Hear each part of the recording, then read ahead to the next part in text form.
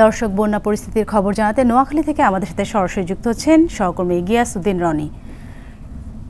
রনি, জানাবেন পানি বাড়তে থাকায় বন্যা পরিস্থিতির সর্বশেষ কি অবস্থা দেখতে পাচ্ছেন, আর যে সকল প্রত্যন্ত এলাকায় ত্রাণ সামগ্রী পৌঁছাতে পারছে না সেই সকল এলাকায় ত্রাণ সামগ্রী পৌঁছাতে কি ধরনের উদ্যোগ নেওয়া হয়েছে?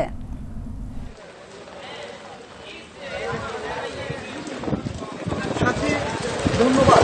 যেমন তিনি জানতে চেয়েছিলেন, নোয়াখালীতে হয়েছে, আমি এই মুহূর্তে দাঁড়িয়ে আছি নোয়াখালী পৌরসভার পান কেন্দ্র নোয়াখালী সুপার মার্কেটের সামনে। আপনারা দেখতে পাচ্ছেন এখানেও হাঁটু পরিমাণ পানি। এখন ঝড়ো বৃষ্টি হচ্ছে এবং একই সাথে ঝড়ো হাওয়া বয়ে যাচ্ছে। আমি নোয়াখালী আবহাওয়া অধিদপ্তর সূত্র জানিয়েছে যে এখন নোয়াখালীতে 3 নম্বর বিপদ সংকেত দেখিয়ে যেতে বলা হয়েছে এবং আগামী 24 ঘন্টা বাড়ি থেকে মাঝারি ধরনের বৃষ্টিপাত হওয়ার সম্ভাবনা রয়েছে।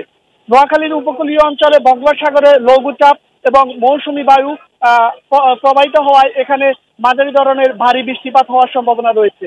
একটু আগে আমি নোয়াখালী জেলা প্রশাসক দেওয়ান মাহবুবুর রহমানের সাথে কথা বলেছিলাম।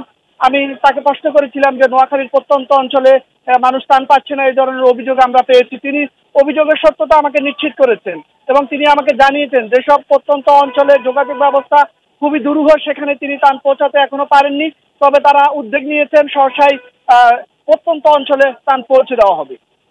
এবং বৃষ্টিপাত বাড়ার সাথে সাথে নোয়াখালীর সেনবাগ, বেগমগঞ্জ, সোনাইমুড়ি উপজেলার 60,000 মানুষের বিদ্যুৎ সেবা বন্ধ রয়েছে। এবং আমি একই সাথে আপনাদেরকে জানিয়ে রাখি যে যেভাবে বৃষ্টি হচ্ছে, ভারী বৃষ্টিপাতের সাথে সাথে গর্ত থেকে সাপ বেরিয়ে আসে এবং সাপে কেটে এ পর্যন্ত 63 জন মানুষকে আহত করেছে এবং আহত 63 জন মানুষ সেবা নিতে 250 শয্যা বিশিষ্ট নোয়াখালী জেনারেল হাসপাতালে ভর্তি রয়েছে। এছাড়া আমি আপনাদেরকে জানিয়ে রাখি যে ত্রাণ এবং কার্য পরিচালনা করার জন্য জেলা প্রশাসন এবং স্বেচ্ছাসেবী বিভিন্ন সংগঠন এবং বিভিন্ন রাজনৈতিক দল তারা দিনরাত ত্রাণ বিতরণ করে যাচ্ছে, কিন্তু যে ভুক্তভোগী বানবাসী মানুষ আছে তাদের দাবি হচ্ছে তাদের যে তারা ত্রাণ পাচ্ছে তা কিন্তু তাদের জন্য সন্তোষজনক নয়।